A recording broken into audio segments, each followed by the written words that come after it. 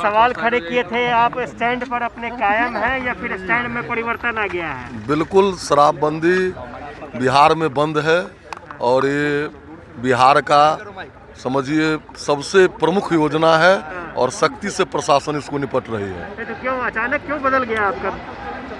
अचानक कहाँ बदला है, सरकार कार्रवाई, सरकार का उस दिन भी हम प्रशंसा किए थे कि नेक काम है, बड़ा सुंदर काम है। लेकिन आपने तो कहा था कि समीक्षा करना चाहिए, 5 साल से हो चुका है। 16 तारीख को तो समीक्षा हुई थी उस पर, लेकिन कुछ हो नहीं रहा है। तो आपका उसके बाद आपका स्टेटमेंट आया था कि नहीं अब कुछ नहीं तो मेरे स्टेटमेंट पर ही सरकार इतना गंभीर होकर के इतना छापा पड़ रहा है। देखें कि लोग पकड़ा रहे हैं और शराबबंदी पूरी तरह से बिहार में लागू है। अच्छा, नीति आयोग लगातार सवाल खड़े कर रही है बिहार के विकास को लेकर, आपको लगता है कि नीति आयोग सही सवाल खड़े कर रही है? देखिए, नीति आयोग जो कर रही है वो तो हम लोग के सामने है कि आप देखिए कि इंफ्रास्ट्रक्चर के मामले में बिहार में कितना काम हुआ है, बिहार कहां से कहां चला गया। अब तो वो नीति आयोग है, वो उनका मानदंड क्या क्या है उसको देखना पड़ेगा। लेकिन ज़मीन पर अगर हम लोग महसूस करते हैं तो बिहार में गुणात्मक परिवर्तन आया है। बिहार कहां से कहां चला गया इसका कोई परिकल्पना नहीं। शराबबंदी पर आपके बयान पर बलियावी ने कहा है कि नशे में आप लोग बयान देते हैं, बचौल जी कह रही है कि मानक किस मानक पर? निश्चित रूप से उनका मानक क्या है, हम लोग तो जमीन पर देखते हैं कि विकास में 4 चांद लग रहा है, लेकिन अब वो किस दृष्टि से कह रहे हैं कि ये पुअरेस्ट स्टेट है और कई बातें उठाया है उन्होंने। लेकिन उसको देखना पड़ेगा। कुल मिलाकर के बिहार प्रगति के नए ऊंचाइयों को छू रहा है। एक विधायक हैं, उनके होटल में छापा पड़ा, कई शराब की बोतलें पकड़ाई हैं। वो लोग ज्यादा उसमें लिप्त हैं। बलियावी आपके बयान को कहते हैं कि आप लोग नशे में बयान देते हैं शराबबंदी पर। ऐसा तो है नहीं कि 15 साल में हमने बिहार को गर्त में बैठा दिया। अगर मूलभूत संरचना देखिए कितना हमने करीब 17,000 किलोमीटर से ऊपर रोड बनाया है, सिर्फ नेशनल हाईवे, स्टेट हाईवे का अलग है। अब बिजली का हर घर में हमने पहुंचाने का काम किया है। 12% बच्चे स्कूल के बाहर थे, अब 1% से कम बच्चे स्कूल के बाहर हैं। हमने स्कूल प्राथमिक विद्यालय 25,000 से ऊपर प्राथमिक विद्यालय का निर्माण किया है। 2,70,000 से ऊपर अतिरिक्त वर्ग कक्ष का निर्माण किया। हर क्षेत्र में हमने काम किया है। आप उस सब आंकड़ा को आप देखते नहीं हैं। अब वो सब क्राइटेरिया कहाँ से लाए आपने?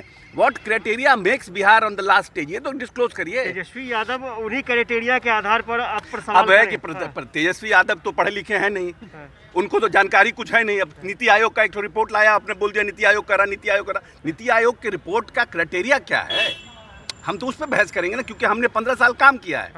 हमने 15 साल काम किया है। तो अगर आप हमको कह रहे हैं कि हम फेल हैं, अगर कोई विद्यार्थी किसी को 90 नंबर आ रहा है और कोई प्रोफेसर बोल दे कि ये अनपढ़ विद्यार्थी है, तो चलिए वो विद्यार्थी प्रोटेस्ट करेगा ना भाई। तो तेजस्वी कह रहे हैं कि अगर विकास आपने किया है तो सवाल का जवाब भी देना चाहिए। NITI Aayog is independent body है और नीति आयोग उस पर करेगा। नीति आयोग पर तो हम बार बार कह ही रहे हैं, क्राइटेरिया ना बताइए कि किस क्राइटेरिया पर हम आ रहे हैं, क्या फॉर्मूला आपका है क्राइटेरिया फिक्स करने का? कह रहे सवाल जब पूछते हैं तो जवाब नहीं दिया जाता है, तो विकास कैसे? अब देखिए ये सबका उनको आंकड़ा नहीं देखना चाहिए, आंकड़ा निकालिए ना। सवाल पूछने से क्या, आंकड़ा देखिए क्या स्थिति था बिहार में। इतने लोग पत्रकार लोग आप लोग हैं, क्या स्थिति था ये बिहार में 15 साल पहले? कोई भरपेट सांस भी ले पाता था क्या बिहार में? चलिए, तो अशोक चौधरी मंत्री और ये बात बता रहे थे कि उनके समय में बिहार के अंदर लोगों का तनख्वाह कितने दिनों के बाद मिलता था और कितने लोगों को तनख्वाह मिलता था। अरे बड़ा स्पष्ट है, मैं तो डेटा की बात करता हूँ। अंतिम बजट जो राबड़ी जी बनाई थी बिहार के अंदर, वो लगभग 24,000 करोड़ रुपए का था। आज माननीय नीतीश कुमार जी के नेतृत्व में यह सरकार 2,18,000 करोड़ का पिछला बजट बनाई है। तो यही बताता है कि बिहार किस प्रकार से आगे बढ़ा है, बिहार कहाँ जा रहा है। बिहार के अंदर कुशल नेतृत्व खड़ा है और इन लोगों को थोथी दलील देने से बिहार थोड़े अब पीछे मुड़ के देखने वाला है। बिहार आगे बढ़ रहा है, बिहार आगे बढ़ता रहेगा। और नीतीश कुमार जी के, माननीय नीतीश कुमार जी के नेतृत्व में, तारकिशोर जी के नेतृत्व में, रेणु देवी जी के नेतृत्व में हम लोग नई बड़ी लकीर खींचने की तैयारी कर रहे हैं। लगातार सवाल खड़े कर रहे हैं। तेजस्वी यादव जी को कहिए पहले बिहार में रहने के लिए, जहां से जीते हैं वहां की जनता की सेवा करने के लिए, कभी सुधी लेने उनको वहां भी जाने के लिए उनको बोलिए। ये जब सत्र आएगा दिल्ली से आ जाएंगे, प्रवासी के जैसा जीवन जीते हैं, वो क्या बोलेंगे बिहार के लिए? उनको कोई हक नहीं है बिहार पर कुछ बोलने का, और मेरे नेता पर उनको बोलने का क्या हक है? आप जरा देख लीजिए ना, हम तो डेटा बता रहे हैं कि 2005 तक बिहार के अंदर कितना मेडिकल कॉलेज खोले हैं राबड़ी लालू जी, बता दीजिए हमको। 15 साल के शासन में कितने मेडिकल कॉलेज खोले हैं?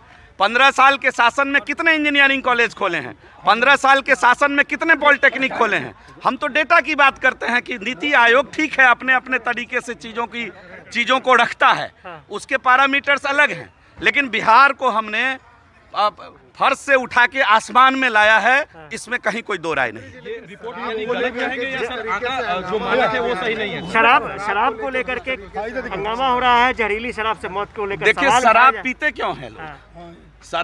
शराब पर प्रतिबंध है। क्या ये लोग हिमायती हैं शराब पीने वालों का? जरा उनसे पूछिए कि ये शराब पीने वालों का हिमायती है क्या? तो संकल्प क्यों लिए थे?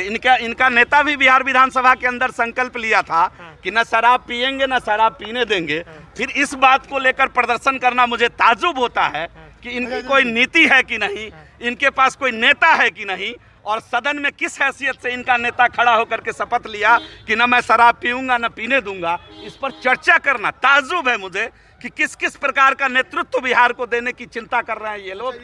बिहार की जनता इससे परहेज करने वाली है। विधायक है, उनका होटल है, वहाँ पर खाली अरे ये लोग कारोबारी हैं शराब के, इसीलिए शराबबंदी से इनको तकलीफ हो रहा है ना। आरजेडी के लोग शराब के कारोबारी हैं, इसीलिए इनको इससे तकलीफ हो रही है।